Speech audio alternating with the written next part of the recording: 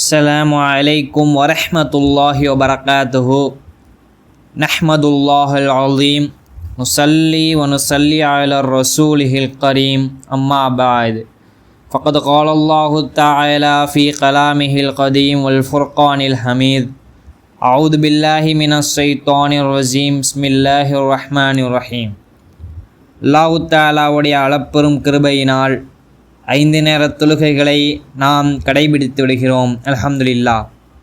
அதை தொடர்ந்து பார்த்தால் அடுத்ததாக பெற்றோருக்கு பணிவிடை செய்வதால் கிடைக்கும் உலகியல் பயன்கள். இவ்வுலகில் பெற்றோர் என்ற சாரார் இருப்பது அல்லாஹுவின் மாபெரும் கிருபையாகும், பாக்கியமாகும். இந்த மாபெரும் பாக்கியம் ஒரேயொரு தடவைதான் கிடைக்கும். எனவே எவருடைய பெற்றோர் உயிரோடு இருக்குகிறார்களோ அவர்களை பிள்ளைகள் பாக்கியமாக கருத வேண்டும். அவர்களுக்கு மரியாதை செய்ய வேண்டும். அவர்கள் எதையெல்லாம் வாங்கி கேட்குகிறார்களோ அதையெல்லாம் நாம் அவர்களுக்கு வாங்கி பூர்த்தி செய்ய வேண்டும். இந்த பெரும் பாக்கியம் கிடைத்ததற்காக அல்லாஹ்விற்கு நன்றி செலுத்தி கொண்டே இருக்க வேண்டும். கண்ணியமிக்கவர்களே, எவர் தமது பெற்றோருக்கு மனதார பணிவிடை செய்கிறாரோ அவர்களின் கடமைகளை நிறைவேற்றுவதில் எவ்வித குறைபாடும் செய்யவில்லையோ அவர் மீது அல்லாஹு தஆலா மிகவும் மகிழ்ச்சி அடைகிறான். மேலும் அவருக்கு பெரும் நன்மைகளை வழங்குகிறான். கண்ணியமிக்கவர்களே, பெற்றோருக்கு பணிவிடை செய்வதற்கும் அவர்களுக்கு கட்டுப்பட்டு நடப்பதற்கும் மிகச்சிறந்த கூலி மறுமையில் மட்டுமல்ல இம்மையிலும் அதற்கு பகரமாக ஏராளமான பயன்கள் கிடைக்கும் என்பதில் எவ்வித சந்தேகமும் இல்லை. பெற்றோருக்கு பணிவிடை செய்து அவர்களுக்கு கட்டுப்பட்டு நடக்கும் பிள்ளைகளுக்கு ஆயுளில் பரக்கத் செய்கிறது, இன்னும் இரணத்தில் அபிவிருத்தி இருக்கிறது. கண்ணியமிக்கவர்களே, நபிகள் நாயகம் ஸல்லல்லாஹு அலைஹி வஸல்லம் அவர்கள் சொல்வார்கள், அல்லாஹு தஆலா தமக்கு நீண்ட ஆயுளை தர வேண்டுமெனவும் தன் இரணத்தில் அபிவிருத்தி செய்ய வேண்டுமெனவும் எவர் விரும்புவாரோ அவர் தமது பெற்றோரிடம் நன்முறையில் நடந்து கொள்ளவும் மேலும் தன் உறவினர்களை சேர்ந்து வாழவும் என்று சொல்வார்கள் நபிகள் ஸல்லல்லாஹு அலைஹி வஸல்லம். அது மேலும் பார்த்தா பெற்றோருக்கு பணிவிடை செய்து அவர்களுடன் நன்முறையில் நடந்து கொள்வதால் கிடைக்கும் பாக்கியங்களில் ஒரு பெரிய பாக்கியம் என்னவெனில் அல்லாஹு தஆலா இவருக்கு பணிவிடை செய்யக்கூடிய கட்டுப்பட்டு நடக்கக்கூடிய சந்ததிகளை வழங்குவான். நபிகள் ஸல்லல்லாஹு அலைஹி வஸல்லம் அவர்கள் கூறுவார்கள், நீங்கள் உங்களது பெற்றோருக்கு பணிவிடை செய்து கட்டுப்பட்டு நடந்தால் உங்களுடைய பிள்ளைகள் உங்களுக்கு கட்டுப்பட்டு உங்களுக்கு பணிவிடையும் செய்வார்கள் என்று சொல்வார்கள் நபிகள் ஸல்லல்லாஹு அலைஹி வஸல்லம்.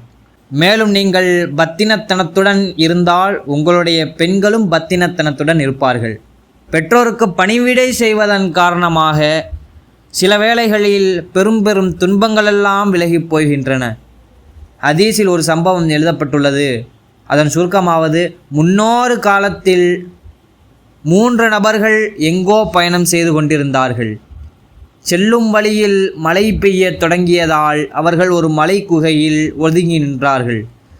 திடீரென ஒரு பெரிய பாறை உருண்டு வந்து குகையின் வாசலை அடைத்து விட்டது.